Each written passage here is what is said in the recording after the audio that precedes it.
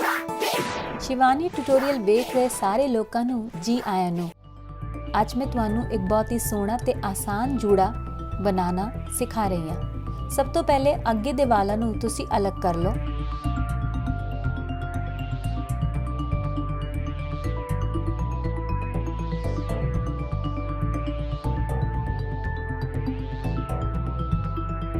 हुण पिछे दे वालां नू चंगी तरह नाल कंघी करन तो बाद रबर बैंड ला के एक निचली जी पोनी बना लो।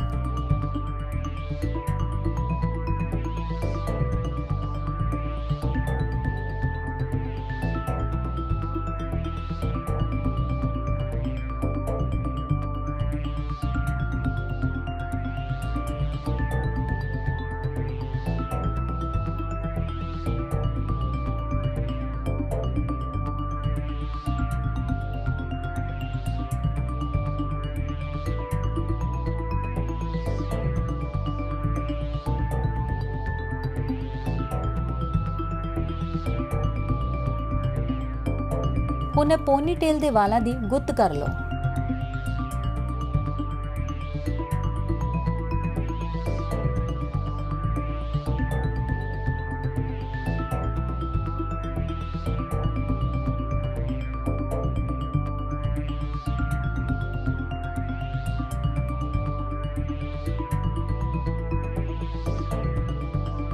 गुत्त करन तो बाद इस गुत्त नू उत्ते ले जाके फोल्ड करते हुए जूड़े दे पिन की मदद नाल इनू इत्थे टक कर दिओ।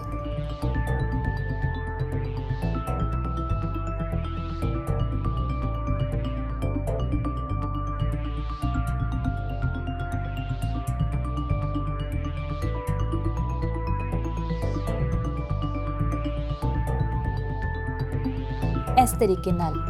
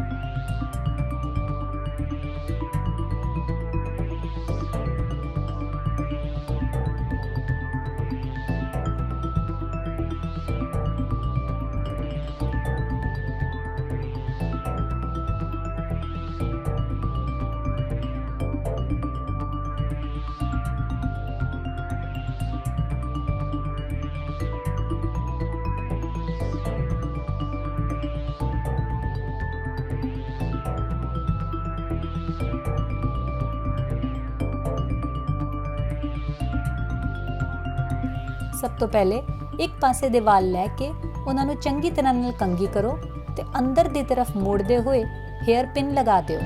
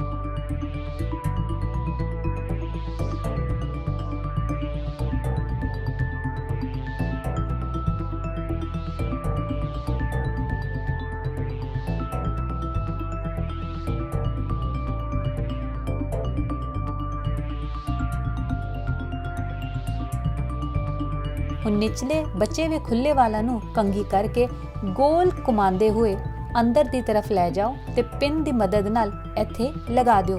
ए देखो इस तरह।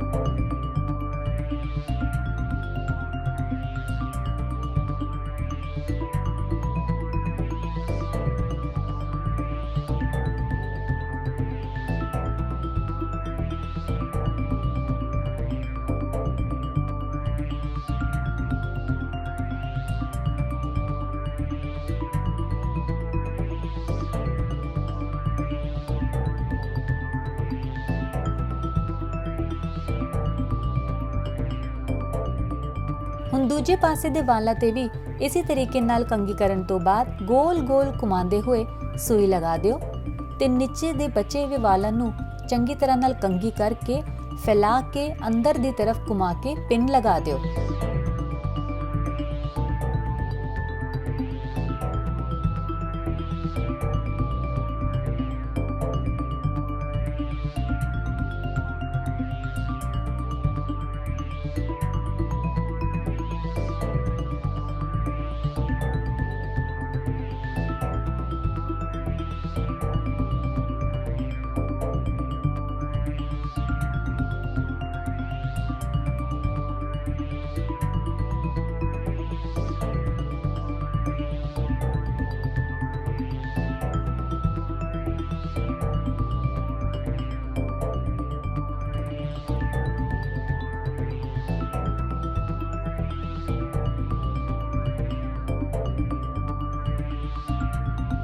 ਇਹ ਦੇਖੋ, ਇਸ ਤਰੀਕੇ ਨਾਲ ਇਹ ਜੋੜਾ ਬਹੁਤ ਹੀ ਚੌੜਾ ਤੇ ਸੁੰਦਰ ਲੱਗ ਰਿਹਾ ਹੈ।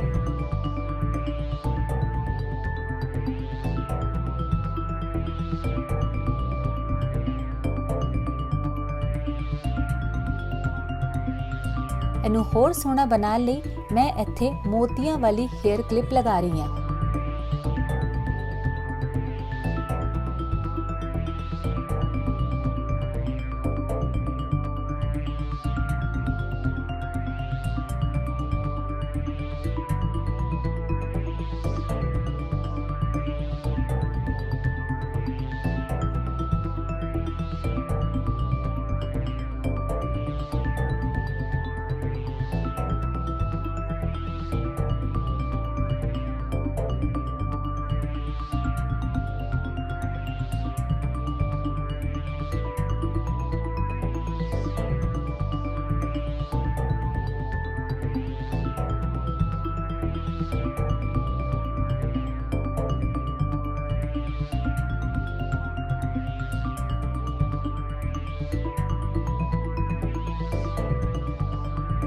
ਤੁਸੀਂ ਚਾਹੋ ਤੇ ਇਹਨੂੰ ਫੁੱਲਾਂ ਨਾਲ ਵੀ ਸਜਾ ਸਕਦੇ ਹੋ।